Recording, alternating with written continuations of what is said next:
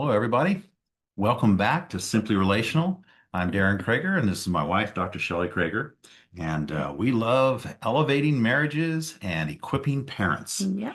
And last week, we started talking about parenting. We kind of Yeah. swung the pendulum a little bit because we were talking about marriages, and now we're back to parenting stuff. And we talked about a tree. We started talking about, Hmm. the apples, polishing the apples, growing roots, and all that kind of stuff about Yeah. parenting. And so this is just kind of a continuating episode from last. So you might want to go to last week's, and if you need a refresher, but Yeah. we're going to carry on. So. Yeah.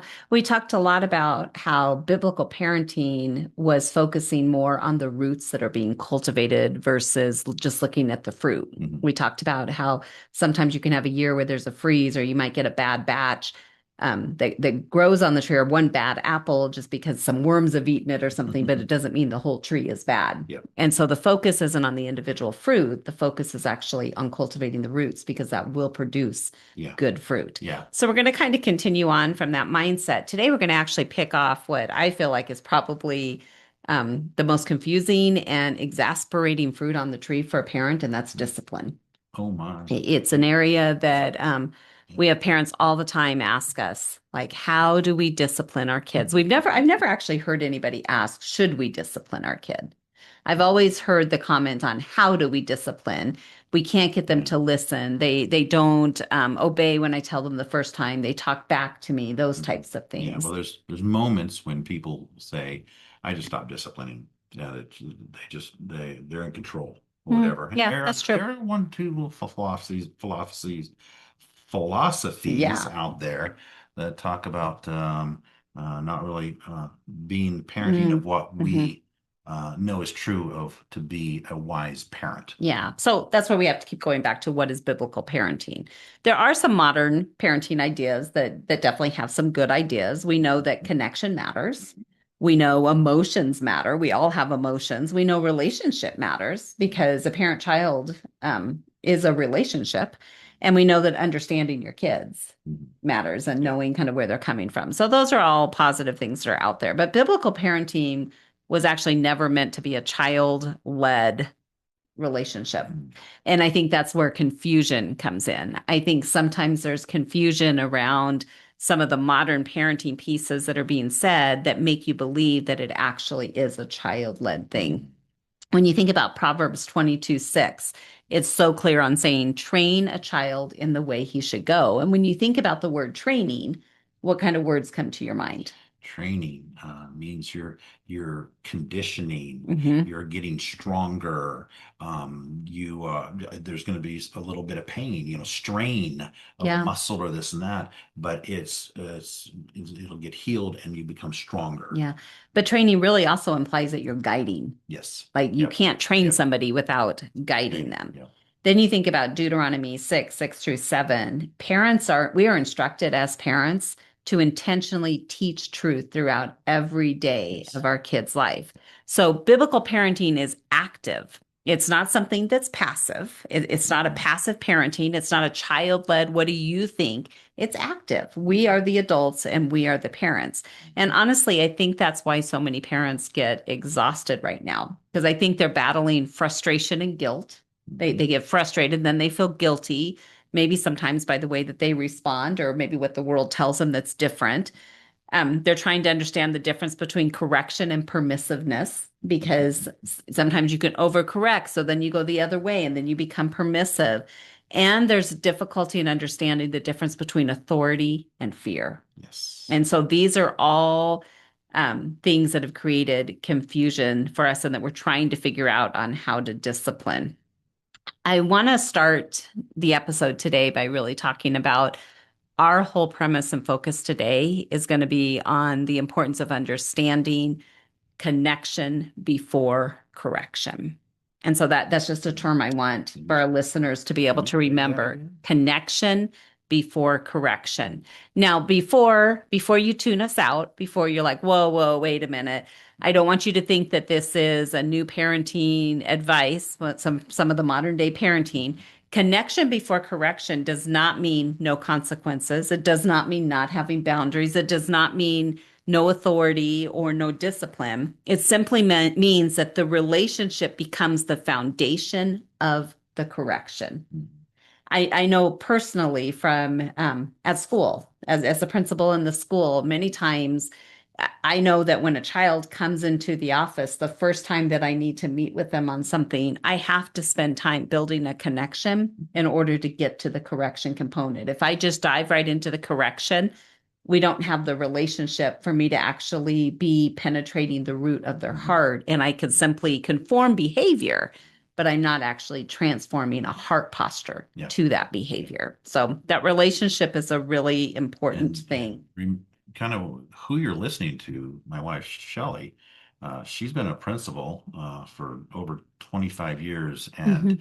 has had thousands and thousands of students and tens of thousands of parents who she has had to, or it's not had, is a ministry. It's awesome uh, that you have come alongside Yeah. to guide parents.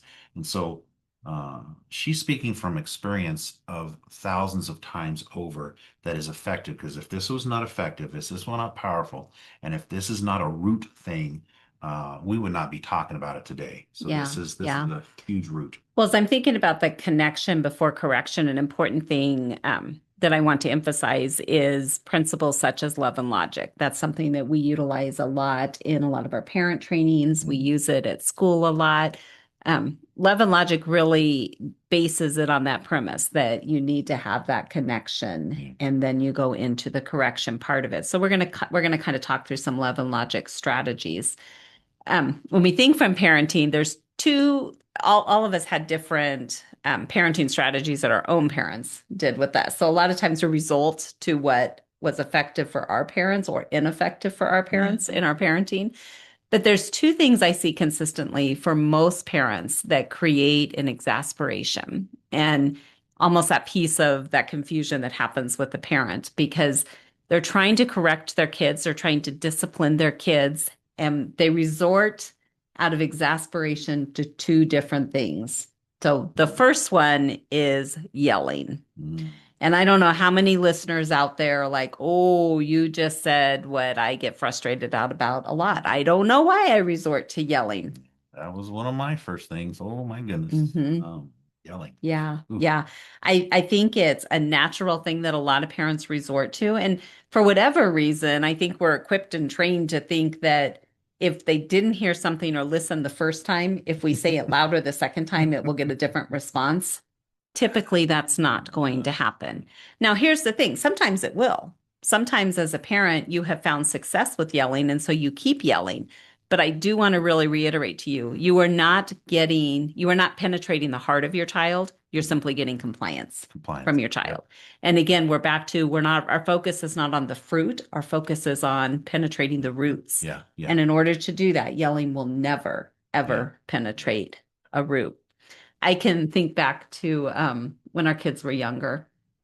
And I had so many mom moments. I'm going to be vulnerable here because I had so many mom moments that no matter how much I knew that yelling was not the answer, I still would find myself put into that place. I can remember moments where, we'd tell one of our kids, like, put away your toys, it's time for bed. And they just kind of sit there and keep playing. And then you'd wait, put away your toys, it's time for bed. And before I knew it, I was saying it louder and louder and louder. And I think what a lot of parents don't realize is when you're yelling, whether you're an adult or whether you're a child, when yelling is happening, physiologically, your mind and your body responds out of fight or flight mode. And so what happens in that moment when a parent's yelling at a child is they get into fight or flight, which is why you'll have some kids that argue back. Some kids will yell louder than the parent, and you'll get some kids that cower in the corner and they're just like covered over in the corner. They're into that retreat mode. So it's fight or flight mode. But what I can tell you, I've never ever seen a dysregulated adult be able to effectively regulate a child. It's another way you repeat it. A dysregulated adult will never Yeah. regulate a dysregulated child. Correct. Yeah. And Yeah. so in those moments, you're either leading or you're following. Yeah. And if you're leading and you're leading out of dysregulation, your kids are going to dysregulate, and then it becomes a shouting match Yeah. or a shutdown that happens and a meltdown in the corner. Or you're leading. A lot of times what happens is we lead from the emotion and the regulation Mhm. of our kids. Yeah. So that same situation, you walk in and you tell them, "Hey, pick up your blocks. It's time for bed."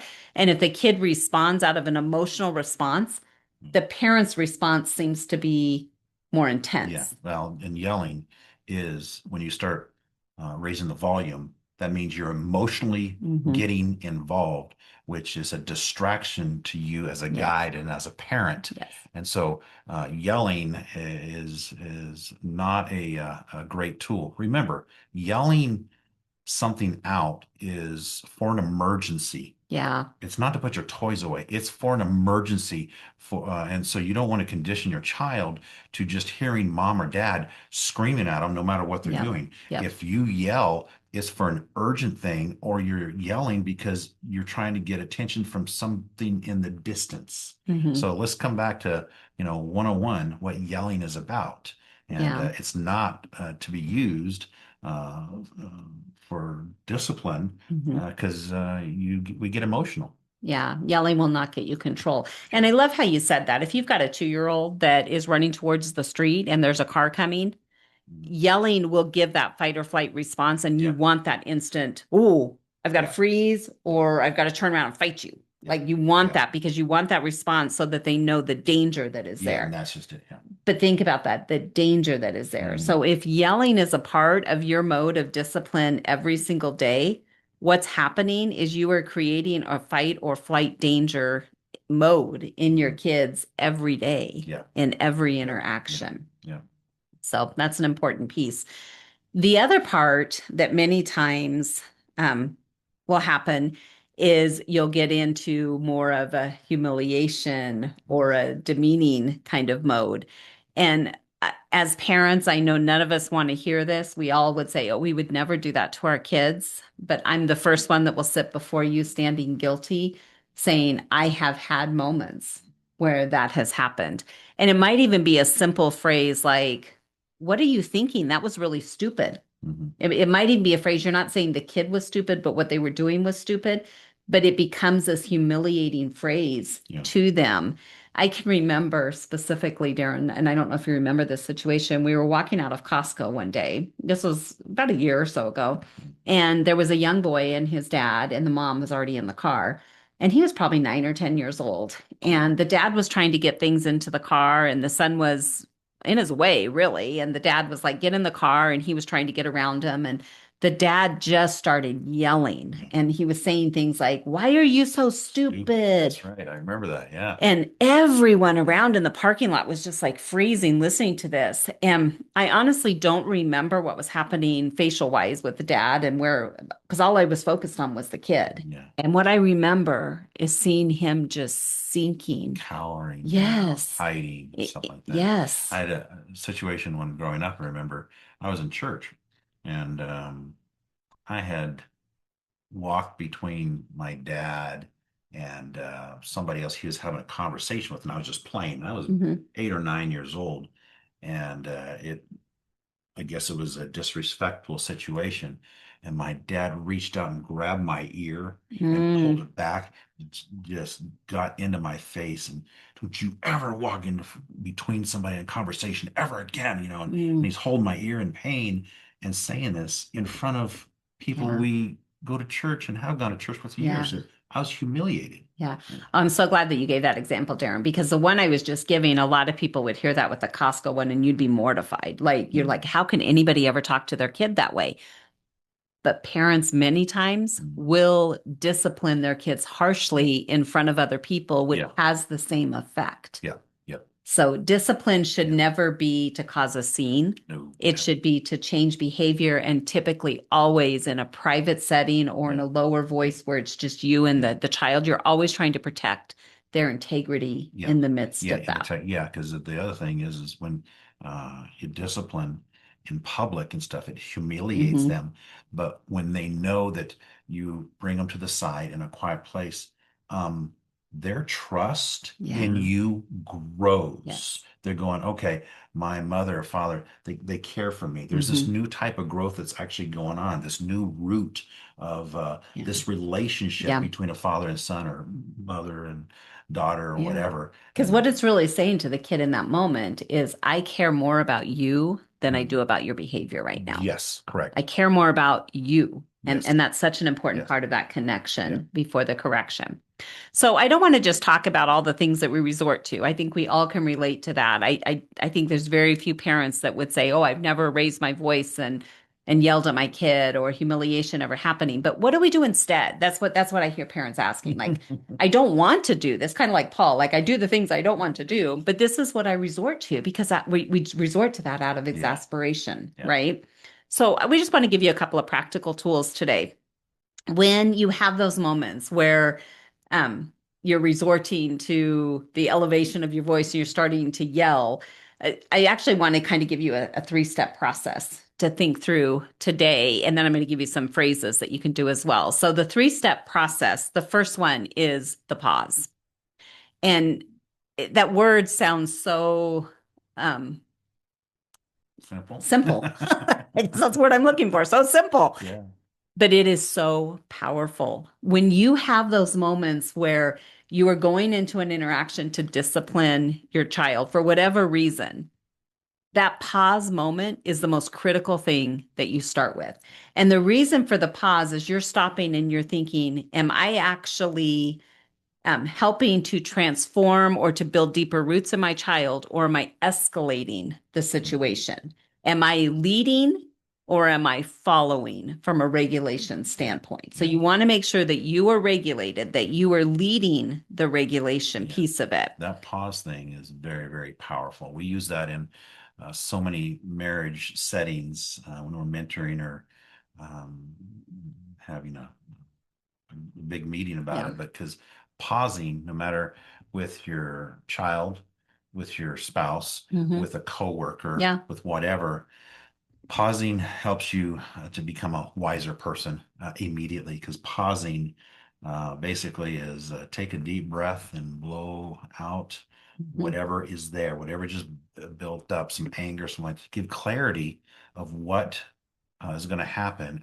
and helps give um, It helps you guidance set gives your what posture. yeah your Hmm. posture to be Yep. wise of what you're doing. So pausing is very, very powerful, and it's just a few seconds. Yep. It's just get clarity what's happening here and let me do the right thing, Hmm. not to have a knee-jerk reaction. Yeah, and I would actually agree with Darren. Most of the time, it is just a split second where you're just pausing and you're taking a Mhm. deep breath and you're saying, okay, am I leading or am I escalating?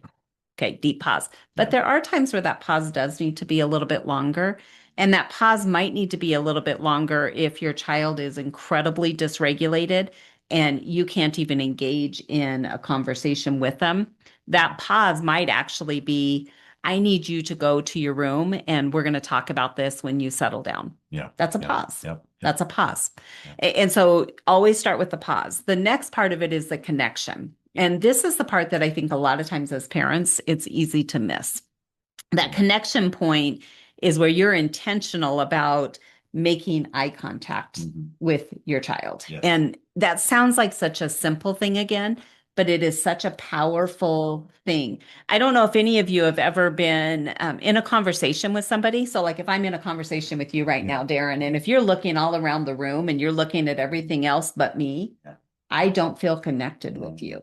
And it's similar when you're going into that conversation to discipline a child. You pause and then you connect. You make sure you make that eye mhm. contact. Don't do it from across the room. No.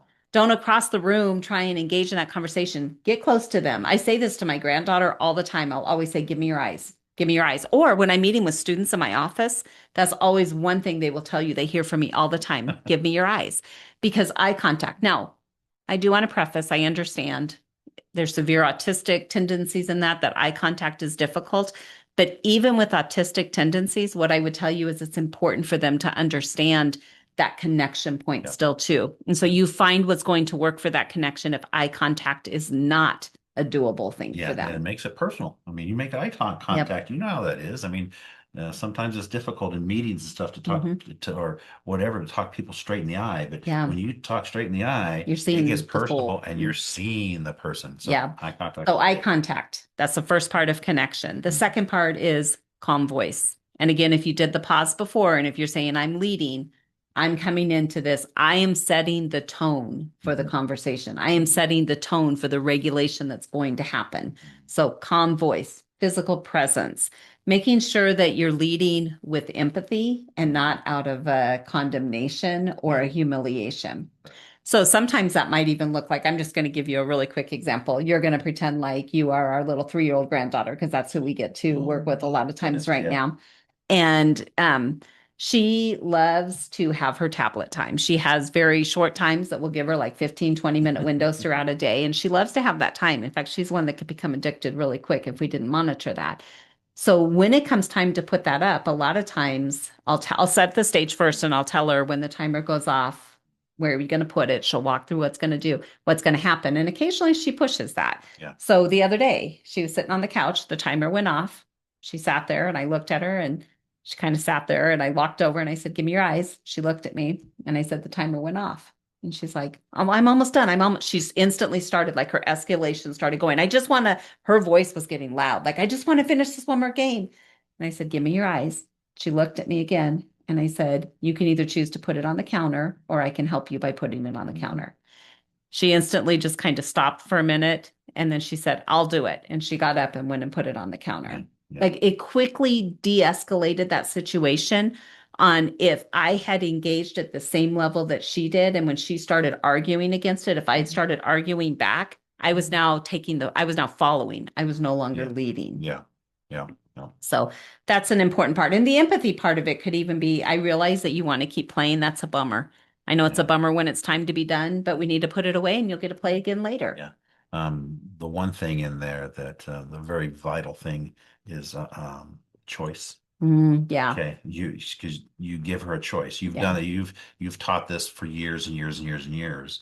You know, it's just when you're telling your child or a student or something like that they need to do Hmm. something, and there's this conflict arising. You always give, well, one of two things. You can do this Yeah. or you Yeah. can do that, and you give them a choice, but the choice, the outcome is what you want. Yeah. And this is such an important part, because I think a lot of times we engage in power struggles. And that power struggle is because you've got kids that are just wanting to do the things that they want to do. Mhm. And so when you come from the standpoint of giving a choice, they feel empowered Yeah. because they're still making a choice. Now, the key ingredient is the second Mhm. part you just said. That choice has to be an acceptable choice that you would want. Yeah. And so even me just saying, you can either choose to put it on the counter, or I can help you put it on the counter. You can choose to brush your teeth before you get your pajamas on, or you can choose to brush your teeth after you get your pajamas on. Yes. Either way, it's still happening, but there's something so empowering when the kids feel like, but I got to choose Yeah, that. I got to choose that. So you're giving them a choice in the middle of what could be a big conflict, a Hmm. big argument Yeah. that could And arise. I think that's a big part of that connection piece as well, because when you think about that connection piece, that connection is also, you trust me and I trust you. Yeah. And so that connection piece does require that they see that you are allowing them to make decisions. I think that's one of the detriments that parents do, flips both sides of it.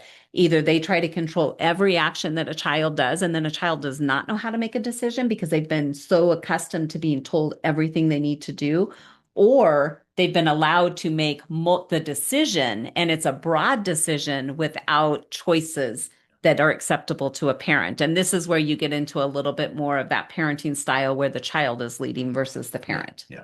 Yeah. So choice is an Yeah. important thing that happens in there. So you have the pause, you have the connect, and then the last part of that is the correct. And that's the part that usually we jump to first. We usually jump to correcting the Yeah. behavior. Here's the consequence. Here's the next steps.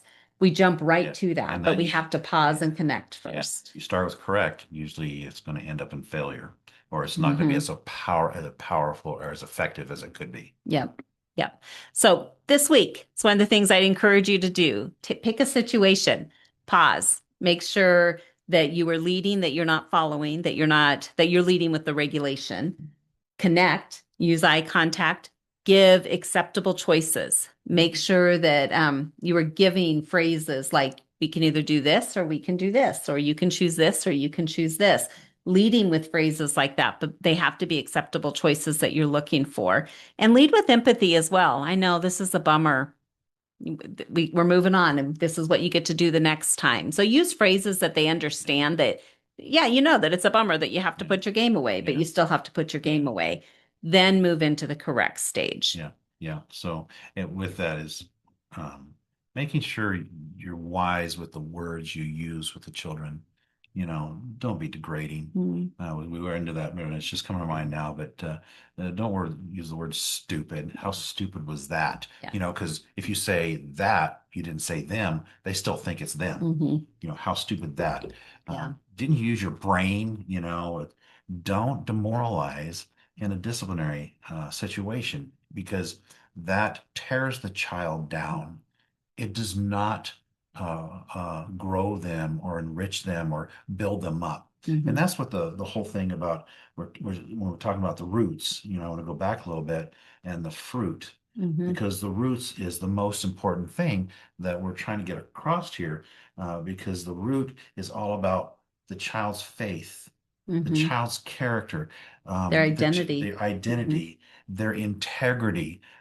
Do they become wise? Those are the things that are important in life as they grow up and becomes an adult. And the way they gain all these Hmm. things is through life experiences. And Yeah. so don't fear life experiences and focus on just not that Billy got an A on the test or that Hmm. he won the baseball game or Hmm. whatever, but we're focusing on the roots. The whole thing is character, wisdom, and integrity. Yeah, that's good. That's good. So we like to leave every episode with a stone. Okay. Our stone this week is connection opens the heart for correction. Mhm. Connection opens the heart for correction. So That's awesome. this week, pause, connect, and correct. Yeah. Thank you, everybody, for joining. I hope you had a good time. It had an informative time. Mhm. Please, if you want to contact us at Yeah. kragerministries.com. That's Crager ministries.com. And we'll see you next week, and straight ahead with Jesus Christ. Yep. God bless. Have a great day.